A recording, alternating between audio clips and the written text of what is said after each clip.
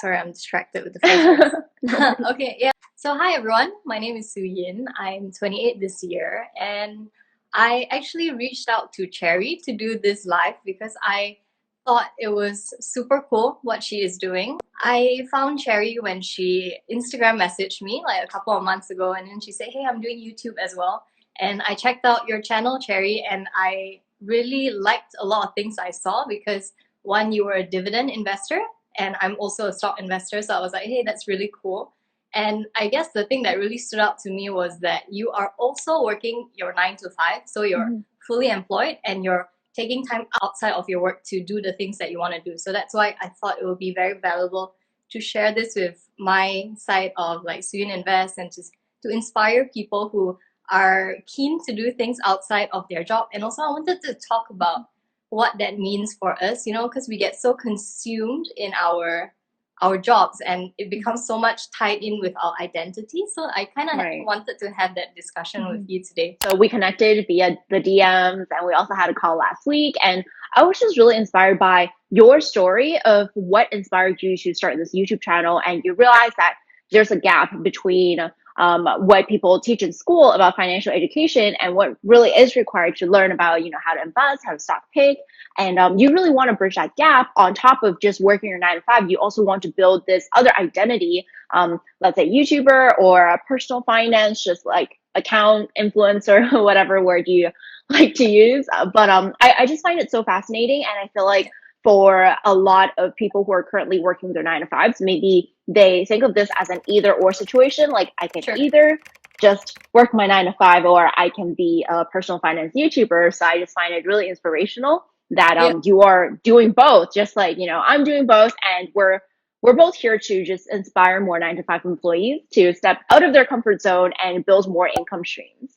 Yeah, definitely. And I think I really resonate with what you said, Cherry, because when I was in my previous job, when I was a teacher, which I told, some of you about as well, I was so caught up in that identity of being a teacher and being an educator, and I loved it. And it was so fulfilling and rewarding. But at the same time, I was exhausted at the end of the day. So I never felt like I could bring myself to do the things I wanted to do simply because I was so caught up with being a great educator and I'm going to do what it takes for my students to really level up as a teacher and to upskill. But then there were other things that were left behind, say like my finances. And that was a big thing because like being a teacher, it was a limitation as to how much I could earn in the sense that, I got a base salary. And then on top of that, whatever is extra is basically how many classes I teach. And the more classes I teach, the more burnt out I get because it's a full load. And I guess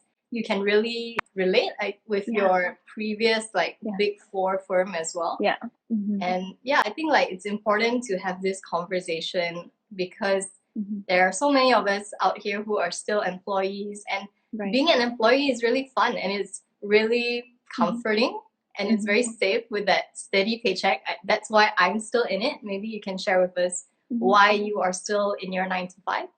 Yeah. So I think there is a common, I call it misconception, and it's that you can either choose one or the other. Like you can choose to build your business or you can be an employee forever. And I feel like online, there's a common rhetoric that, hey, if you have a 9 to 5, you'll never become rich or you'll never build wealth. And I just, I see this rhetoric and I'm like, why? Like if you can start right now while you still have your 9 to 5, there are actually a lot of perks to it. Like you get the structure to your day, you get your experience from your 9 to 5, you get the network, you also get the money to invest back into your business. And I just see so many people, they just fall into the trap of, let me just throw everything away right now and just build a business with zero income.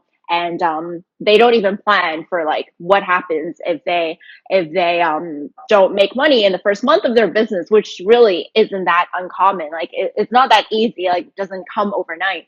And so the reason why I still stay at my 9 to 5, a couple reasons. Number one, I want to show people that you can do both because I feel like we lack that, example. A lot of people, they're just one or the other, but there's very little people who do both. And then number two, I'm also Canadian living in the US. So I also need that work visa in order to stay in this country. And I just bought my house last year, not ready to leave yet. So that's also I guess another more selfish personal reason. But yeah, from my perspective, I really think more people should just get started while they're working their 9 to 5s instead of waiting for them to quit their jobs first or waiting for that perfect moment because there isn't a perfect moment. Yeah, I really agree with that. And like, there is a certain kind of person who is able to go all in and Yeah. just, Hmm.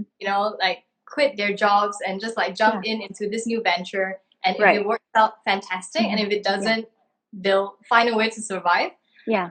Hmm. I can't identify with that. Hmm. And I am not prepared to do that. So I think a lot of people are more like us than, Hmm.